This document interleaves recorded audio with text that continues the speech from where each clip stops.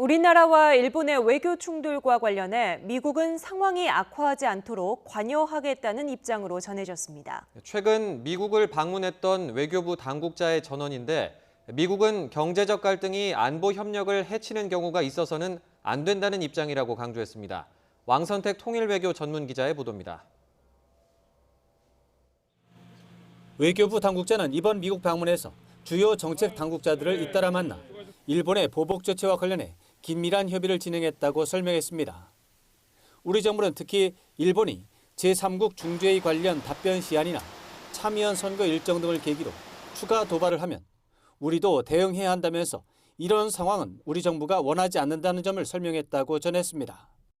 이에 대해 미국 측은 상황이 악화하지 말아야 한다는 점에 대해 적극 공감하고 어떤 합당한 역할이 있는지 검토한다는 입장을 보였다고 당국자는 말했습니다. 미국의 핵심적인 반응은 경제 갈등이 안보 분야 협력을 해치는 상황은 안 된다는 것이었다면서 이와 관련해 한국 정부가 절제된 대응을 유지하는 것에 대해 미국 측에 긍정적인 평가가 있었다고 소개했습니다.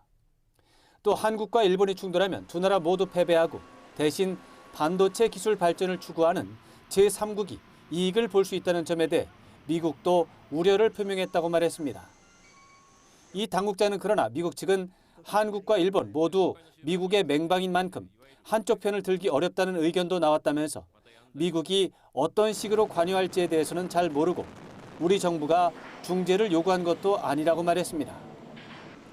이른바 뒷북 대응 논란에 대해서는 미국 주재 일본 대사관 차원에서 미국 정부를 상대로 설명이 있었지만 일본 외무성에서 파견된 대표단 활동은 없었다면서 뒷북 대응 주장에 동의할 수 없다고 말했습니다.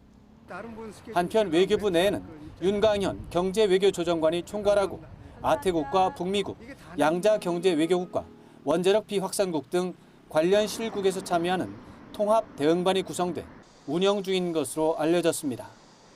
YTN 왕선택입니다.